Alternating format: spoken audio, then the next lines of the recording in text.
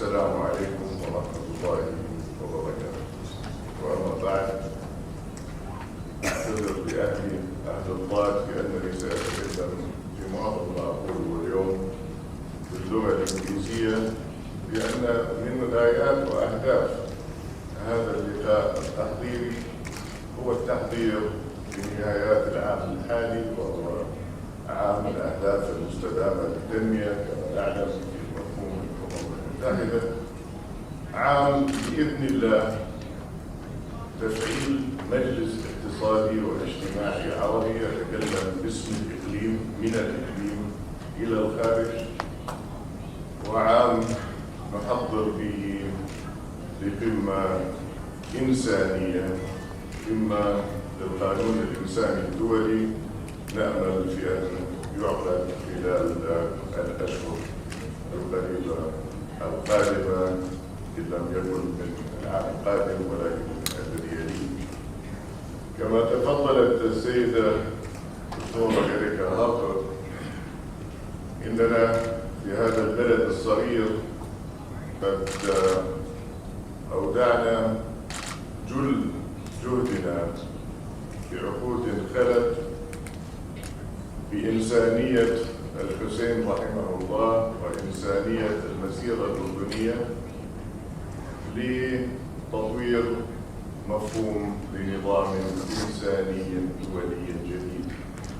ففي هذا الخضم نأمل أن تكون هذه الخطوة خطوة بناء عتبة من الموضوعات المتكاملة كالتخطير والمياه وإعادة البناء بعد الويلات والحروب والتضامن الاجتماعي وقضايا المبتلعين. نأمل أن هذه الخطوة والتي تتمثل في المطالبة بالعدل للجميع أن تحظى بموافقة واستحسان الأمة العربية بمفهوم تكاملي بين القيادات السياسية والاقتصادية والاجتماعية والمدنية، تعبئة جديدة من أجل الخير وعمل الخير في هذه الظروف الحالية. This year's forum, ladies and gentlemen, is focused on the legal empowerment of the poor and marginalized. In recent days, we've seen the consequences of what happens when people are deprived of access to legal mechanisms and basic human rights. We've seen these consequences play out in the case of Miriam Ibrahim in Sudan, the senseless and tragic rape and hangings of 2 young girls in India, and the horrific so-called honor killing of a woman in Pakistan. These are the stories we have heard of, and yet there are so many people, 4 billion people, half of the world's population at the last count, who are deprived of legal opportunity and are denied access to legal protection. 4 billion people, that's 1 out of every 2 people in the world. That's a lot of people. Think about it. That means the next time you are on a bus in Aden or Tunis or Cairo, the person on your left or your right could very well be the next Miriam Ibrahim, the next Farzana Parveen, or the next Muhammad Bouaziz. A person who is seemingly silent, but inside is full of a pervasive despair that can cause the most rational person to light a match and set off an Arab Spring. And today, even as the violence rages in Syria and in Iraq, as people in Cairo and Yemen face the grim prospect of running out of potable water, and when women across the region often can't approach a court due to shame or tradition, I would like for all of you to stand up and observe a moment of silence for the people of the world who are suffering through the consequences of a lack of access to justice.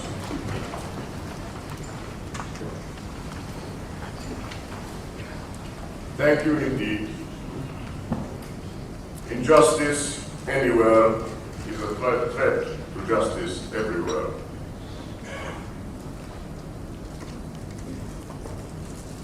I believe the Chinese benediction is, may you live in interesting times.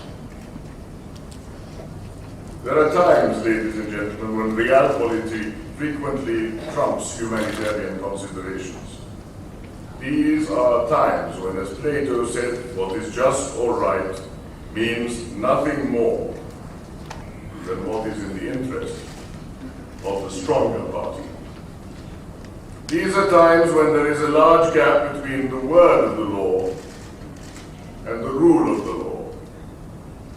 And bridging this gap can sap the will out of the most well-intentioned person. And yet, during such times, the world can only be grasped by action. Today, by taking time out of your busy schedules to attend this edition of West Asia North Africa Forum focused on legal empowerment, I thank you for your action. I thank you for your commitment. It is our only hope. I would also like to thank you for your imagination and vision, for your ability to look beyond narrow nationalist boundaries and be able to look at the challenges that face our entire region, the West Asia, North Africa region. And my thanks go to those legally qualified trainees who over the past day or more have listened to specialists in different fields of legal appealing, justice centers, citizens advice bureaus, and taking to heart the impossibility of one day living in a region where imagination has left us. No, I'm glad to say imagination is alive and kicking, that willpower in the WANA region faces challenges, including the forces of colonization, the forces of globalization, material globalization, with their roots in millennia-old customs and traditions, and yet imagination grows new roots among young citizens of this region and beyond. These are not uniquely Arab challenges, but they can be solved by finding an authentic regional voice. This is not an international organization based in New York or Geneva or Paris or Berlin, with all due respect. This is a forum based in this region. And I turn to Sasakawa Yohei to say to you, sir, my dear friend, that we met along the approach march to our shared humanitarian concerns in Prague over 10 years ago, in the presence of our mutual friend, Václav Havel. And your commitment to this forum is a commitment from West Asia to East Asia, from Japan to the Middle West. We're not the Middle East from a Japanese perspective. In fact, now I'm sad to say we are increasingly the Wild West. So in terms of an authentic regional voice, you in Japan, like our friends who have survived war and post-war reconstruction and development, and thought of the carrying capacity of an entire region, you are addressing problems in partnership with us. You are articulating what it takes to empower, to build civil society through content and thoughtful action. We look today with ESQA, the Economic and Social Council for West Asia, UN ESQA, at Syria. And as we try to develop a vision of future, we cannot speak of Syria in isolation from Iraq, Lebanon, Turkey, Jordan, the Palestinians, and the region in which we live, behind and beyond the walls. In Syria today, according to one of the most conservative estimates, 1 in every 3 people, nearly 9.3 million people, are in need of urgent humanitarian aid. More than 2.5 million refugees have fled to neighboring countries, Lebanon, Turkey, Iraq, and Jordan. International aid and emergency action won't do it. The average lifetime for a refugee in the land of another is 20 years. Emergency action is no alternative to resilience. And by resilience, let me make it clear, as I did to the World Bank a few days ago, interdisciplinary, eco-social. We need everyone to combine their efforts in a non-discriminatory manner to recognize that human beings are suffering, and while they are suffering,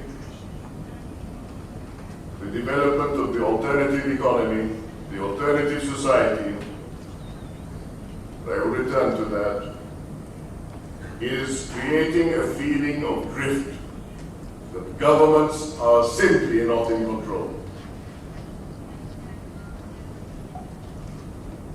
I'd like to ask you, can we continue to think of these displaced people as just a Syrian problem?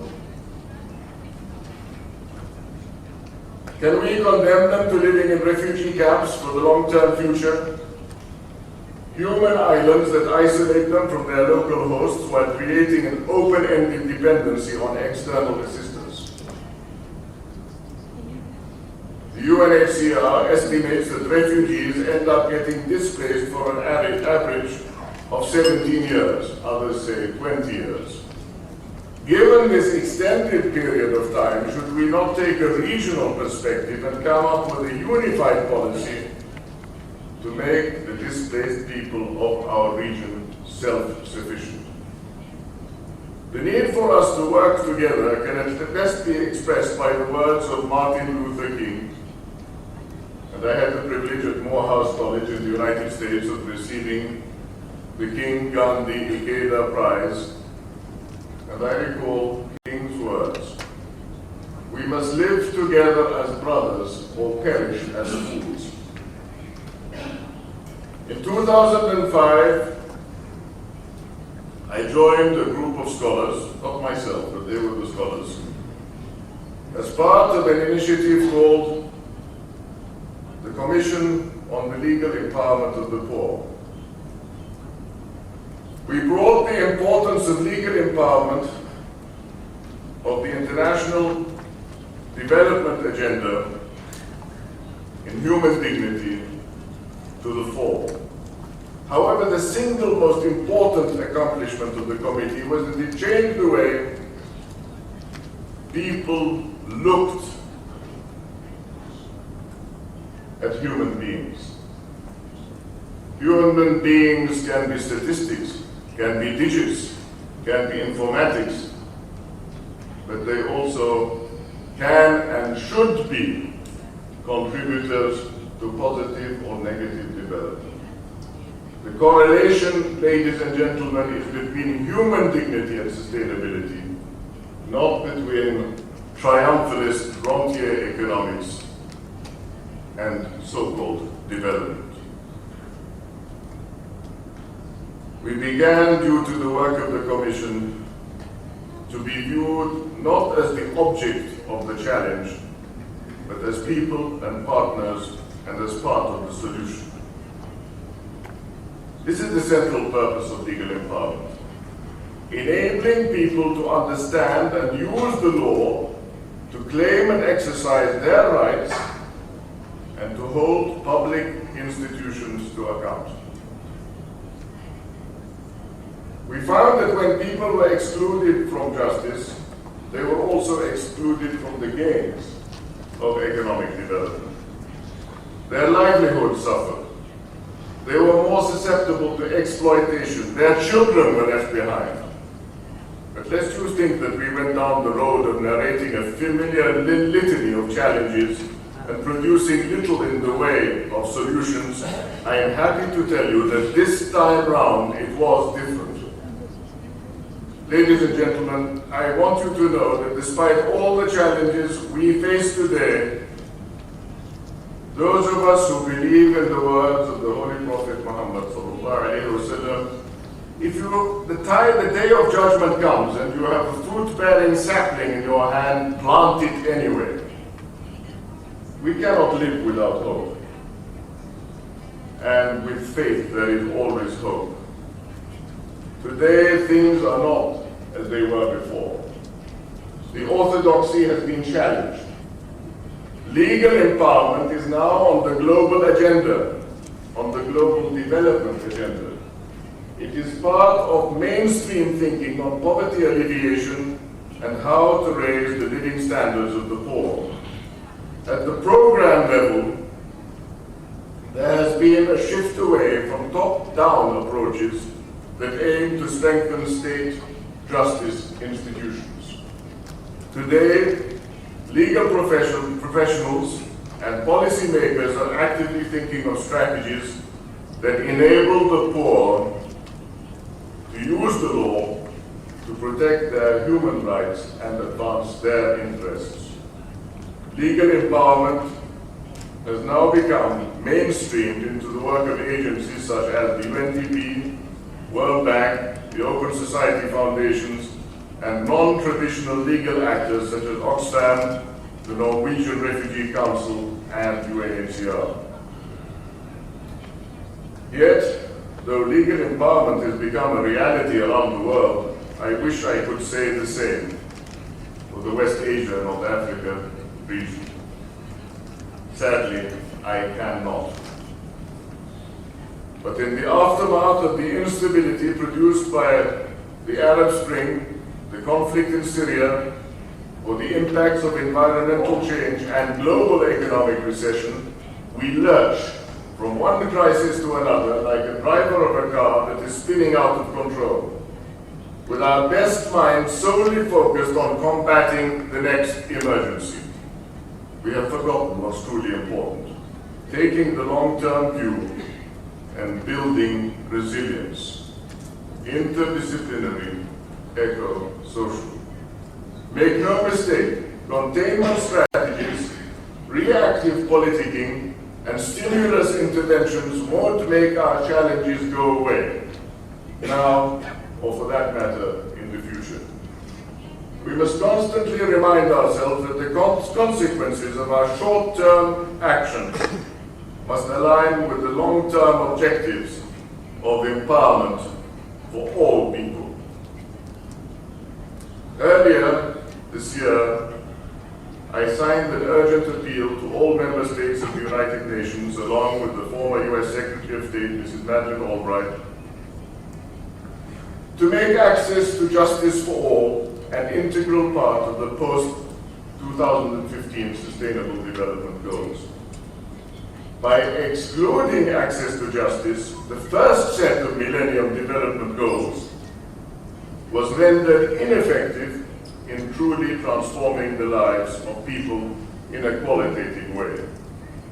We cannot let that happen again. The Arab peoples, the Arab states cannot afford another missed opportunity. But just where do we begin? How can we start to untangle the maze that we, the people of the WANA region, have to navigate through, so that we can reach the proverbial light at the end of the tunnel? Some of us have even lost the tunnel. I'm an awful punster. It has something to do with tunnel vision, I think.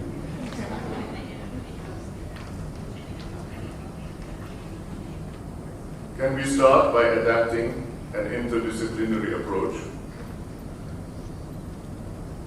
Can we come up with a truly comprehensive eco-solution, social solution? When Al Gore received the same prize I did, we worked together, I recall, in the 1980s on the Red Sea environmental problems and challenges. He received it for global warming, and when they asked me, what did you receive it for, I really didn't know, but I said, human warming. Hence, eco-social. We can start by working seamlessly across borders to harness the capacity of the entire region. Not only by smuggling humanitarian aid, not only by emergency action, but by raising the whole issue of human development in the context of the whole Fertile Crescent region. And here I'm not talking just about Arab countries, I am also talking about all the countries of the South. I admire the work of Dr. Manmohan Singh, whom I knew as chairman of the South Commission before he became the leader of his country. In those days, we were talking about the importance of coming up with indigenous society solutions to develop a social safety net. Sanduq Ta'widi, a labor compensatory facility for people who are continuously in demand to work in the resource-rich countries. And at the Non-Aligned Summit in Tehran, a couple of years ago, the Prime Minister of India again offered the assistance of his country in this context. For no matter where you look at the forces of globalization and greed run amok, the divide between the haves and the have-nots seems to be growing. The Kuznets curve that predicted a decrease in inequality with the growth of industrialization has been shown to be wrong. Human dignity, ladies and gentlemen, human capital, رأس المال الإنساني هو رأس المال الحقيقي, is our only capital. As far as inequity in resources due to man-made policies is concerned, I don't have to remind you that we are living in Jordan, the third country most water poor in the world. We are hosting the equivalent of 40 million people arriving in Germany in relation to percentage of population. And we are quibbling over emergency action and grant assistance. We have to take a grip of our present and our future. We have to discuss the real issues of injustice, inequity, inequity in resources due to man-made policies. I saw an infographic recently that showed that the town of Ramallah in the West Bank gets more rainfall than London. And that's London, England, to our American friends.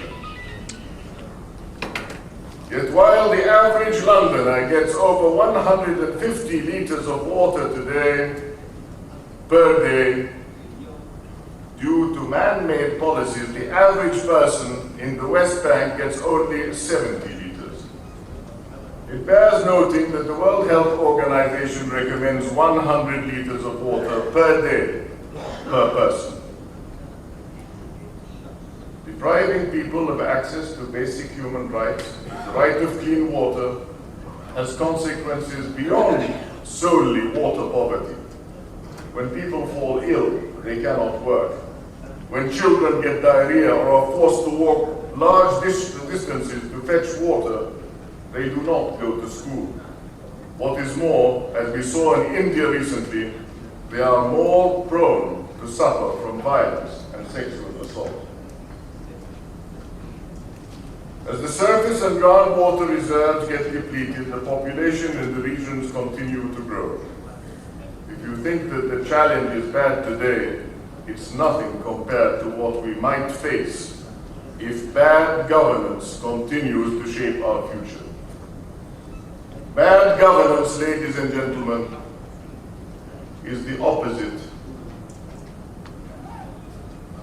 of good governance, but it is also the opposite of corruption. With the failure of bad governance, what is left?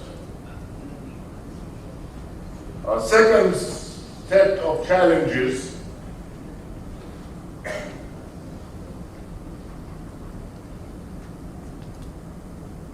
is to cope with the rapid force of migrants in this region.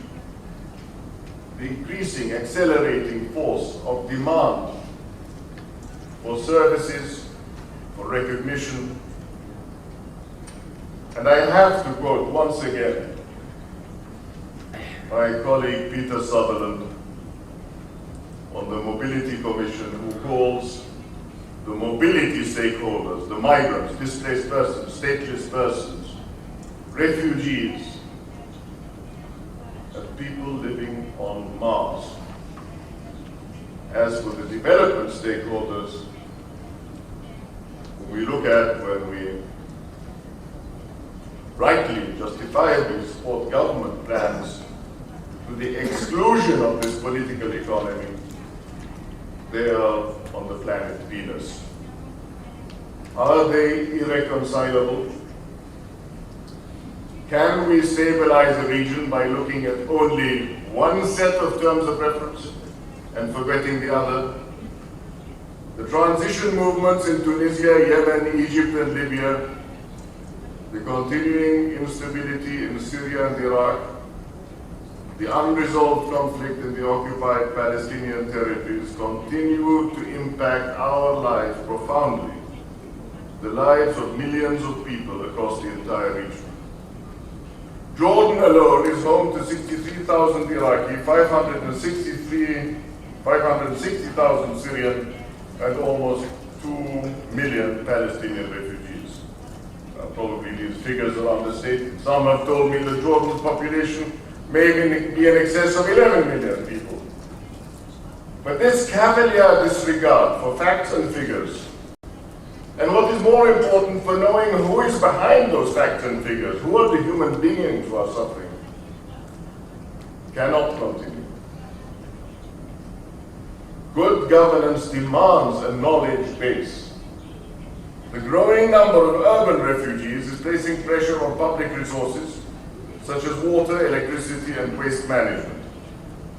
With so much strain on our infrastructure, how can we guarantee that basic rights like property, water, and education are available to all? There's one more challenge I'd like to address.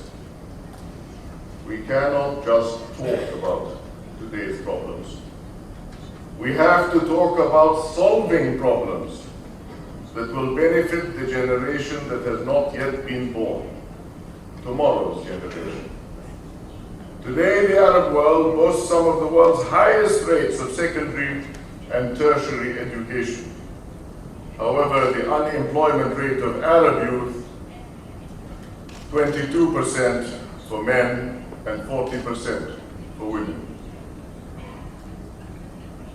Just yesterday, I had the opportunity to meet with Dr. Hussein, a remarkable man who started the Arab International Center for Entrepreneurship and Investment. It used to be that entrepreneurship was all about being born with a golden spoon in your mouth. But people like Dr. Hussein are doing something that has not been done before in the Arab world. They are empowering entrepreneurs. And going back to the theme of supranational cooperation, they are not doing it alone. Dr. Hassan spoke about how the Entrepreneurship Development Institute of India worked with the Arab countries to identify regional opportunities for entrepreneurship as far back as the 1960s. as far back as my first encounters with Dr. Manmohan Singh. We need to extend that spirit of cooperation across all the countries of the South today. Not all of us are resource-rich countries. Not all of us possess a mobile telephone.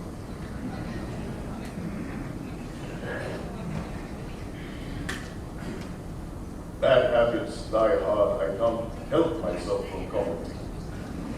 Is the mobile telephone a boon or a bane?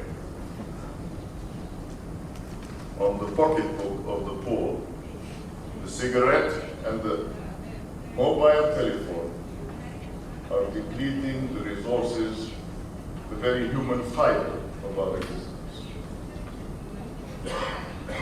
But many of us, ladies and gentlemen, are resource-rich. I was interested to see that a Gulf-sponsored initiative today was issuing 200 dinars for participation in a seminar. So all of you young people over there are in the wrong seminar. 200 dinars just to come and sit and listen to boring people like me. I would like to suggest that by pooling our resources, financial and human, that we can arrive at development solutions by the people of the South, for the people of the South. When our grandchildren graduate from their schools, ladies and gentlemen, if we continue the way we are, they have few opportunities in the formal economy. They are excluded.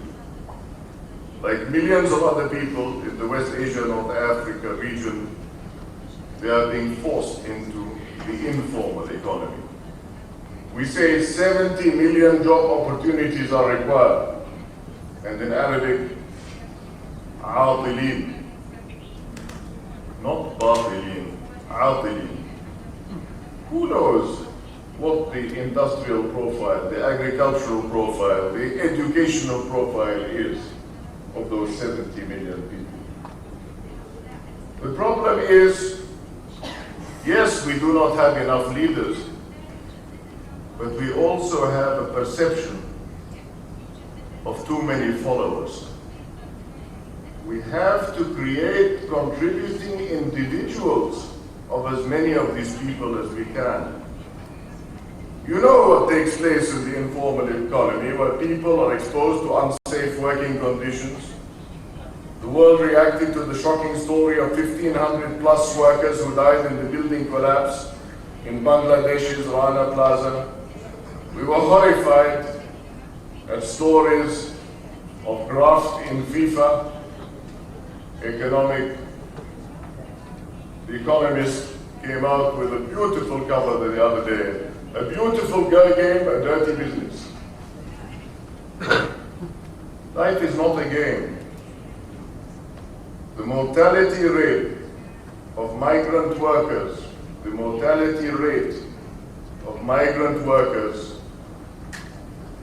in Arab countries, I had to apologize the other day as an Arab, the only Arab in a gathering of ambassadors in the United Nations, to the Nepalese ambassador.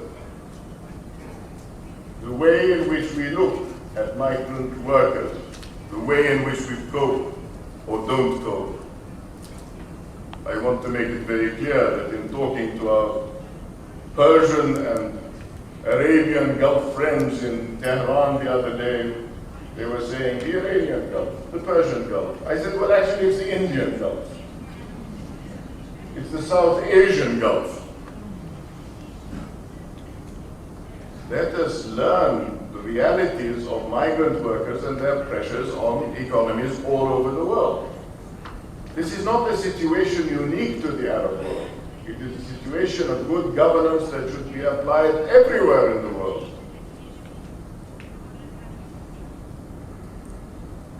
These stories, unfortunately, are not the exception. They are the rule. Given that informal economy makes up about 60% of the GDP of Arab countries, let me assure you there is a Rana Plaza in every city and every town in the Arab world. Today we're talking about GDI, global development indicators. We're no longer talking about CSR, even if it was implemented, company social responsibility. We're talking about value added to production. Is it surprising that when the water moves from Disa all the way to the north of Jordan, that people are restless? The people who neighbor the pipelines, whether the oil pipelines or the gas pipelines or the water pipelines, want to feel that there is a value added to production. They want to be included in the benefits of development. They want to become stakeholders, if that is humanly possible. And I applaud the work of Dr. Hassan of the Jordan Valley Authority. When I sat the other day with 200 representatives of water collectives, and for the first time since the beginning of the Arab Spring, I at least had the opportunity to talk content and to be educated by them about the quality of soil, the quality of water, the hope for a revival of the Jordan Rift Valley. Needless to say, in the informal economy, benefits like minimum wages, social security and insurance are more elusive than a mirage in the desert. A mirage at least holds a promise of turning to reality. In the informal economy, there is not even that. There is absolutely no prospect for people gaining access to benefits like a guaranteed wage, health care, or labor rights that many of us take for granted. I have had the privilege of working with dentists for 25 years who have been looking at the dental health of children in the south of Jordan. You simply cannot work with groupings of 20 and 30 and 50 families here and there. As with the national grid for electricity, you have to work with concentrations of people to make the whole exercise rewarding for them. We have to stabilize our population. And now again, our populations. To drive employment among our youth, we need to unleash the innovation that they are capable of with their new and fresh ways of looking at the world. The Ministry of Planning calls it competitiveness. The Higher Council for Science and Technology call it innovation. We're even competing about the imported words which we do not understand. I don't care what you call it. But let's get on with the business of a common theme, namely access to justice. If not impossible for the poor and the marginalized, it looks at the present that it is going to be extremely difficult. I dwell only because the situation is especially difficult for women. Around 40% of all cases not referred to court are said to be resolved amicably. We need to ask ourselves, why do such a large number of people feel that the justice system is not the most effective means of resolving disputes? We also need to ask ourselves, how can we empower women so that they play an active role in reversing certain traditional systems that are an affront to basic human values. Maybe I was the first Jordanian in the 80s to call crimes of honor crimes of dishonor. When you ask these questions, you'll find that the answers inevitably reside with developing an outlook that fosters a humanitarian ethic, a humanitarian order.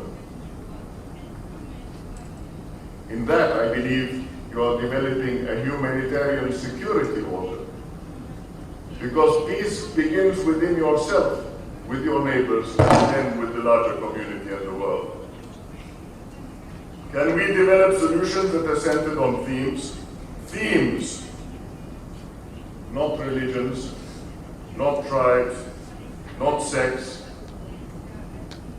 contributing components of society that work for all human beings, no matter who they are or where they are. Can we work for citizenship? To begin with, justice and empowerment need to be reflected adequately within the new international development architecture. Justice is an end in itself. Justice is an end in itself. غاية وليست وسيلة. A prerequisite to the fulfillment of other development goals. It is the right thing to do. West Asia, North Africa cannot afford another 15 years without justice being at the fore of the regional agenda. Our Egyptian friends were telling us of the rise of the Mediterranean in the next 15 to 20 years, threatening the lives of 45 million people in the Nile Delta. As one of my children said to me years ago, Baba, the Nile is not the name of a river in Africa. We cannot live in denial. I'm not talking about the river in Africa. The costs to the people in terms of human dignity and security are simply too high. And even if justice for all were to be included when the Sustainable Development Goals, I have to remember this, alphabet soup, SDGs, MDGs, Sustainable Development Goals were formulated in September, where 6 Arab countries, not including Jordan, but 6 Arab countries are pioneering this work. It doesn't mean that the work has ended. Instead, it would mean that our work has just begun. There is no Arab roadmap appended to the MDGs. And there will be likewise no roadmap attached to the SDGs. The region needs to make this roadmap itself. The roadmap has to be derived from the example of the Arab Social Charter, for example. A charter which we launched with the assistance of Arab youth only last year, to be followed, hopefully, with an Arab social contract. Not Jean-Jacques Rousseau, but Arabs talking to Arabs. The notion of an informed, introspective, and pluralistic Arab citizenship. If a person can think of himself or herself as a Bavarian, a German, and a European at the same time, surely there is no reason why someone in our region cannot be a Nubian, an Egyptian, and an Arab citizen at the same time. And what would be the notion of an Arab citizen or citizenship? What would it entail? It would entail dealing fairly and equitably with issues related to women, children, youth, and the elderly, and people with special needs. It would entail creating a society enriched by ethnic and religious diversity, one where equality among all groups and sects is realized. It would entail the creation of a decent life in a world at peace with itself. The abatement of unemployment, poverty, and marginalization, the achievement of human dignity, freedom, and justice for all citizens. I would like to propose again, ladies and gentlemen, as we have discussed over the past several months, yet again, the creation of a zakat, an international zakat fund. Zakat means alms, A-L-M-S, ladies and gentlemen. A fundamental tenet of Islam. Zakat encourages Muslims to practice charitable giving based on a percentage of the wealth they have earned or accumulated. Focusing on zakat will, all by itself, fix many of our failed monetary approaches. Instead of funding an armed insurrection in a neighboring country, for example, we could use our shared wealth to solve the collective problems of our people. While the banks of the modern world seem to be putting work into defying all that is good and right according to the human conscience,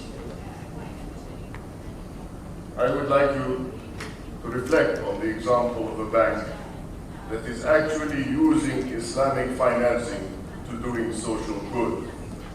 Working with the Bill and Melinda Gates Foundation, the Islamic Development Bank recently launched a new financing mechanism compliant with Islamic mode of financing to benefit a polio eradication drive benefiting children in Pakistan. The ingenious financing scheme allowed Pakistan to pay back only the principal amount it received for a socially worthy cause. The Bill and Melinda Gates Foundation paid the markup and took care of the administrative fees. By pooling all of its risk in one pool, they were able to manage their finances in a more predictable way and fund operations in many more countries.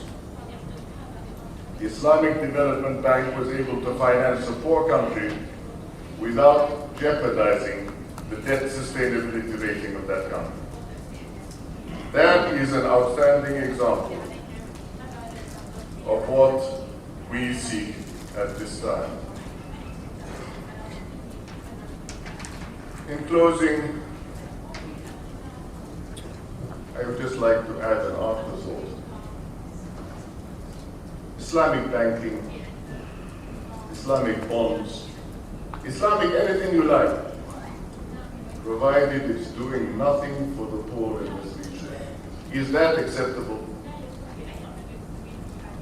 They tried to explain Islamic banking for me, and I don't really understand banking, and I don't certainly understand Islamic banking. They tried to explain bonds to me, but maybe I'm just on a different wavelength. I want to know why it is that a universal, accountable Zakat Foundation, which deals with refugees, which deals with the mobility stakeholders on Mars and Venus, Ibn Sabil wa fi Sabilillah, cannot function in this part of the world, for the poor of the world. Maybe the difficulty about it is the word عالمية. صندوق الزكاة العالمي للتكافل. Maybe the word universal makes it impossible. We have to be spending on those whom we should be spending on, including the hatred industry.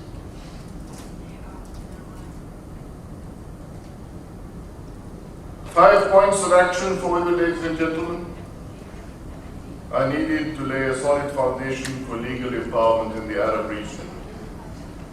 First, we need to look critically at why legal empowerment has not caught up in the WANA region as it has done in many other parts of the world. My suspicion, to be blunt, is that we are still confronting the why do we care question. We should care. We should care about all people being able to resolve their grievances in a fair and predictable manner. We should care that it is the poor and marginalized who are most at risk to crime and yet who have no means to seek justice. We should care that being deprived of access to property rights, labor rights, and human rights drags them down and enmeshes them in the vicious cycle of poverty. Secondly, we have to find realistic strategies to move beyond the political mindset that currently blights progress towards legal empowerment. Legal empowerment cannot become equated with the language of revolution. We cannot provide an excuse for decision makers to resist legal empowerment on the grounds that this might aggravate instability. Instead, legal empowerment must be promoted as a tool of conflict resistance and resilience, interdisciplinary, eco-social. Thirdly, we need to carve out a wider and more liberating operating space for civil society. Legal empowerment is too large a challenge to be left to government alone. civil society must be brought into development discussions as equal partners with economic and social leadership. We also need autonomous bodies like the justice centers in South Africa that we heard alluded to yesterday, like citizens advisory bureaus, to start speaking the language of good governance and enabling with the language of good governance. Fourthly, we need to prioritize the development of a regional knowledge base capable of supporting the level of innovation required to meet these challenges. Policy must be evidence-based as opposed to be founded on buzzwords and conjecture. We must face the fact that doing the right thing is never as compelling a reason as it should be. We have to be strategic. Legal empowerment must speak the language of economists. You know, they speak another language. Give me a one-handed economist, but they always say on one hand and on the other hand. Many of the governments in WANA are already strapped for money. Let's give those economists the data and convince them to spend their money on legal empowerment. Let's show them that legal empowerment is not just the right thing to do. It's the sensible thing to do. Maybe even the money-making thing to do. But let's get it done. Finally, we need to think seriously about building a culture that supports legal empowerment. Legal empowerment cannot exist unless people believe that the law can work for them. Without this belief, a legally literate population, access to legal aid, and high-functioning institutions are missed opportunities. Even the most talented musician in the world needs the instrument to be in tune if the results are to be harmonious. Finally, I want to stress one overarching theme that ties all of these 5 points together: the concept of human dignity. No matter where we are striving for benefits that can be enjoyed by all, to promote opportunity, to live in dignity, to enjoy the peace that comes with security. Today we're talking about the post-2015 agenda. Today we are living 2014. 1914 to 2014. What have we achieved in 100 years? One of you was saying today or yesterday was Arab Revolt Day. I would say no, it's Arab Renaissance Day. But where did we miss a step or several steps? We have had a war in practically every decade after World War II. I think today we're going to talk about the template, the post-2015 agenda, and indeed, not only for the Arab region, but across the entire world, we must combine economic, social, and environmental sustainability with human dignity as our primary focus. I am here making a call for an ethical approach march for justice. Legal empowerment, ladies and gentlemen, can no longer remain on the fringe of debates on poverty alleviation or, for that matter, legal and judicial reform. I know this step-by-step approach is painful. I know it is incremental, but it's the only process that I know exists. Our region cannot wait. The world cannot wait.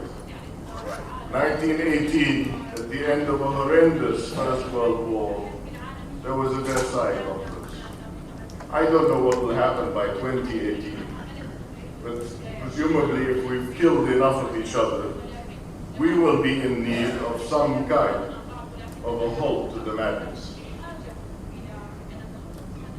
I think in crisis avoidance, now is the time to act. I thank you for your commitment to action. I thank you for being here. May God bless you all. Thank you. Wassalamu alaikum.